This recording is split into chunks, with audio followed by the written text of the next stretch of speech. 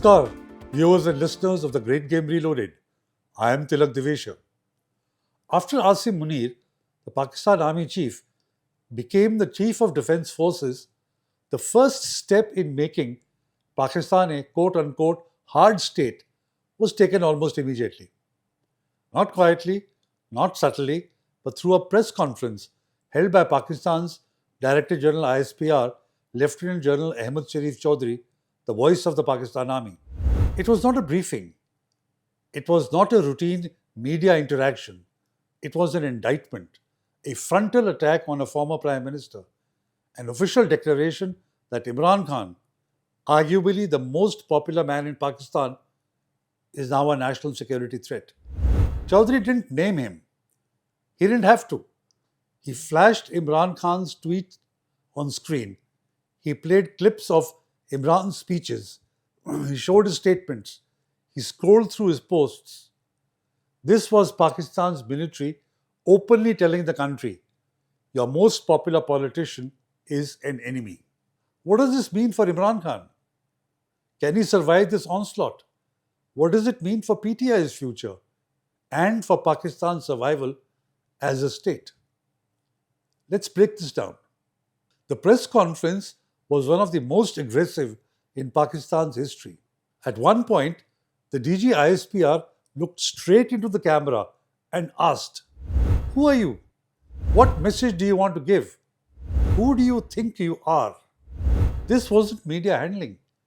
This was a general challenging a former Prime Minister face to face through the national television. What exactly did the DG ISPR accuse Imran Khan of?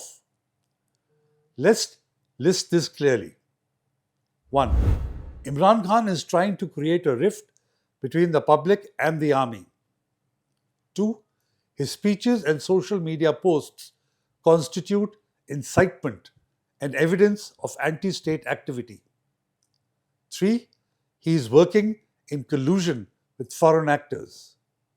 4.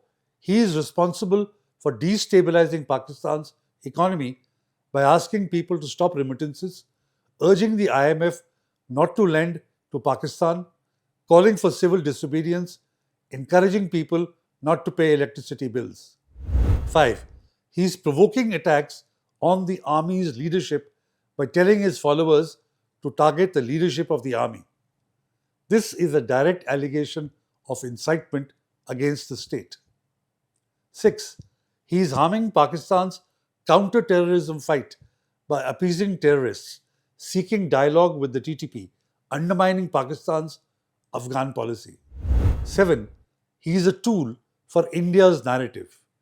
Indian media spreads Imran's statements, quote-unquote, with happiness because Imran attacks the Pakistan army. This is the most serious charge a Pakistani general can make. No euphemisms, no ambiguity, just direct attacks. If that was not enough, the personal attacks came next. He called Imran Khan mentally ill, narcissist, delusional. Pakistan's military has criticized politicians before. Fatima Jinnah, Zulfikar Ali Bhutto, Benazir Bhutto, Nawaz Sharif. But never like this. This was different.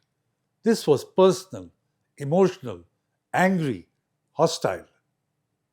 And it was deliberate. The army wasn't just attacking Imran Khan's politics. It was attacking his legitimacy, his sanity, his credibility. The most chilling statement of the night came when the DG ISPR warned, quote, "If someone attacks the armed forces for their ego, we will come bare knuckle," unquote. Bare knuckle? This is language reserved for warfare, not politics. This is the army telling a former Prime Minister, we are done with restraint. We will hit back hard. This is a declaration of war. A message that the state will now treat Imran Khan and his movement as a threat, not as a political force. When militaries use phrases like bare knuckle, it means they are ready for kinetic confrontation, unrestricted, uncompromising, unrestrained. Pakistan has entered a new phase, and that too immediately after Munir took over as CDF. The army is no longer interested in managing Imran Khan. It has declared its intent in eliminating his political relevance.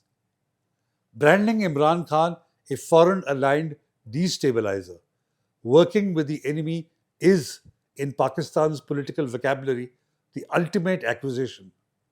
It becomes justification for crackdowns, bans, arrests, trials under national security laws, long term detention, removal from politics, and worse. This is the army saying we can now treat him like an external enemy. And once the army labels you aligned with India, you do not normally return to mainstream politics. History is very clear. The vicious attack on Imran Khan tells you something deeper. The army is terrified of Imran Khan's influence because even from prison, he commands millions. Even in isolation, he sets the narrative. Even behind bars, he remains Pakistan's single largest political force.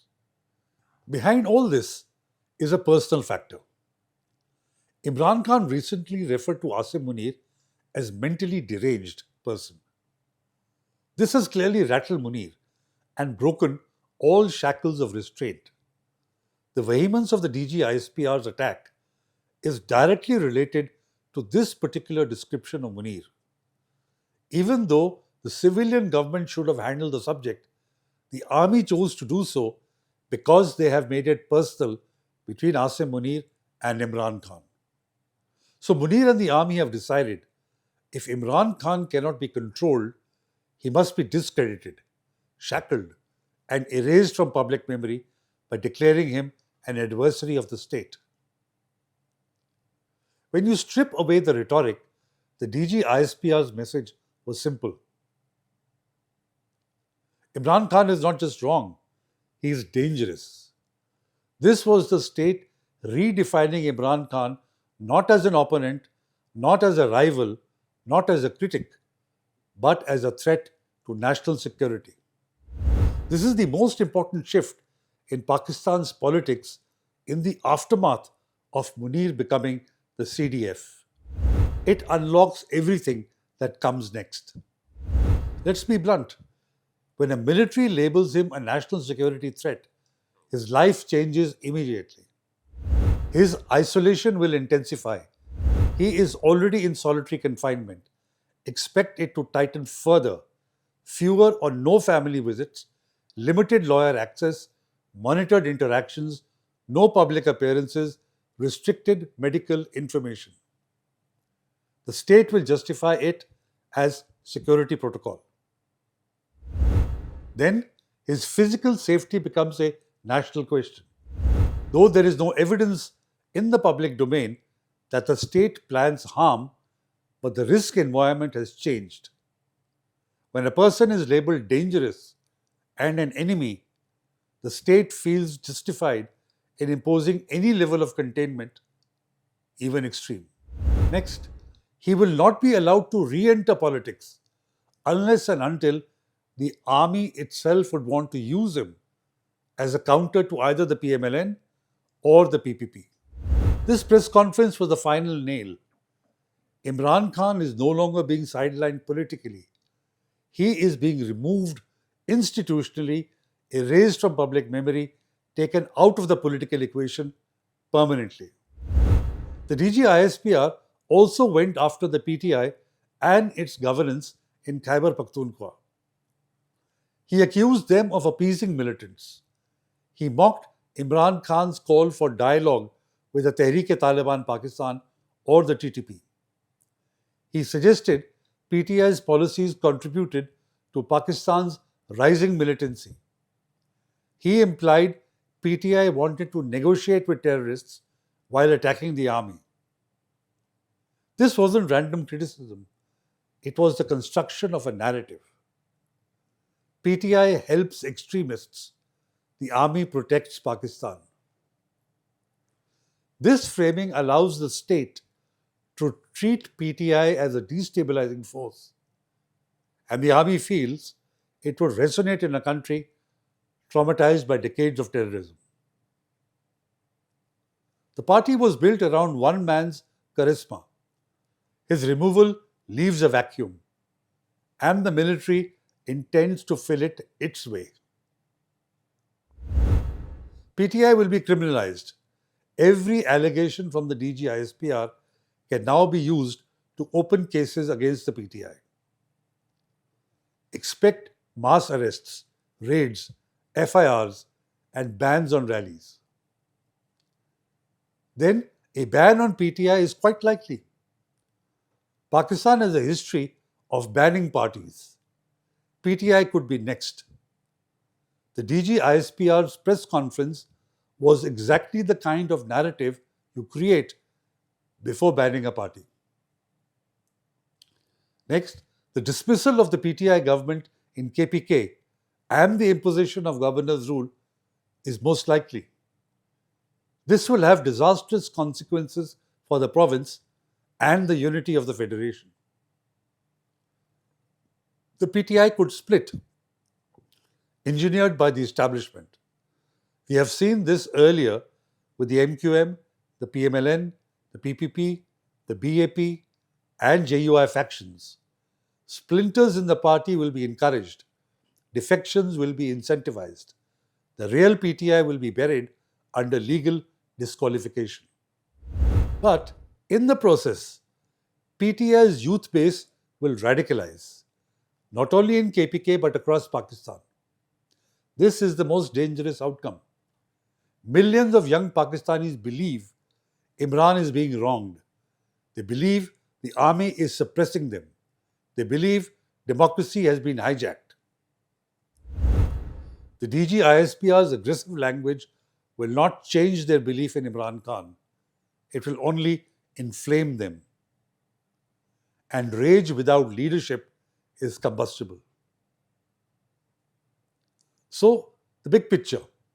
What does all this mean for Pakistan's stability? Pakistan is entering its most dangerous internal phase in decades. Here's why. First, Pakistan now has an internal war. In addition to guns, bombs, and militancy, it now has a war of legitimacy. The army versus the largest political movement in the country. Next, Pakistan's institutions have collapsed. Parliament is powerless, the judiciary is emasculated, the media is muted, the constitution has been broken. Into this vacuum, the army has injected a direct confrontation with millions of Imran's supporters. Then, Pakistan's economy cannot handle political warfare. The country is on IMF life support, default watch, inflation shock, unemployment crisis, investment freeze. Political instability amplifies economic collapse. The army is fighting on too many fronts. TTP insurgency, PTM activism, Baloch separatism, sectarian outfits, border tensions, economic collapse, political revolt. Adding PTI to this list is self-destructive. Pakistan is stretching itself thin. The DGISPR's press conference revealed the army's strategy. Discredit Imran, delegitimize PTI, dismantle the movement, control the narrative, restore order. But here is the flaw. Where the army is miscalculating is you cannot erase an idea. Imran Khan is not just a political leader. He is a generational phenomenon, an anti-elite symbol, a youth movement, an anti-establishment narrative, a populist identity. Ideas cannot be jailed. Narratives do not disappear with censorship. Movements do not vanish because generals declare them gone. Pakistan has seen crackdowns before, but it has never seen a crackdown against a movement this large, this young, and this angry. This will not end quietly. Pakistan thus stands at another crossroads, and its military has chosen confrontation over compromise. But confrontation comes at a price. A nation can survive an unpopular government. It can survive an economic crisis. It can survive terrorism. But no country can survive a war between the people and the state. Pakistan is entering that war with its eyes open. It will be repeating what it had done in Bangladesh. And the DG ISPR's press conference will be remembered as the moment the state pulled the trigger. Not on Imran Khan, but on Pakistan's own future. I am Tilak Devasher. Thank you for watching. Do like, share, and comment. Namaskar and Jai Hind.